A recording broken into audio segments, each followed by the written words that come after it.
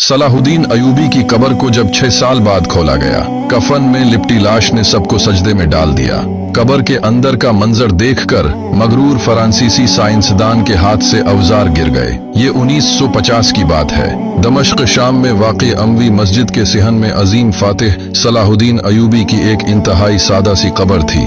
France, बरतानिया और मिस्र के माहिरीन आसार कदीमा ने तकबर से दावा किया कि बैतुल मुक़द्दस फतह करने वाले इतने बड़े सुल्तान की तदफीन इतनी सादगी से नहीं हो सकती। ये सिर्फ एक इलामती कब्र है, असल लाश कहीं और है। अपने उस दावे को सच साबित करने के लिए 25 नवंबर 1950 को उन्होंने कैमरों और साइंसी आलात के साथ कब्र खोलने का फैसला किया। जो ही कब्र की मट्टी हटाई गई और सदियों पुराना बोसीदा लकड़ी का संदूक सामने आया, तो अचानक पूरे मकबरे में कस्तूरी और ताजा गुलाब की इतनी खुशबू फैली कि माहिरीन के दिमाग सुन हो गए। फ्रांसीसी माहिर डेविड ली कॉमटे ने कांपते हाथों से जैसे ही कफन का एक कोना हटाया, तो उसके हाथ से खुदाई के औजार छूटकर गिर गए।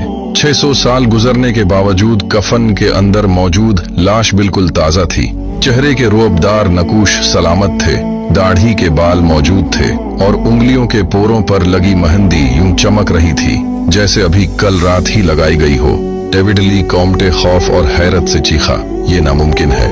लाश पर गलने सड़ने का कोई निशान नहीं। मुझे तहकीक करनी है। कार्बन डेटिंग के लिए इसके नमूने लेने हैं। इतने में दमश्क के एक 80 साला नूरानी चेहरे वाले आलिम दीन आगे बढ़े। उन्होंने जलाल में आकर कफन को मुकम्मल हटाने से रोका और वो तारीखी जुमला कहा जिसने कमरे में मौत का सुनाटा बिछा दिया, बस करो।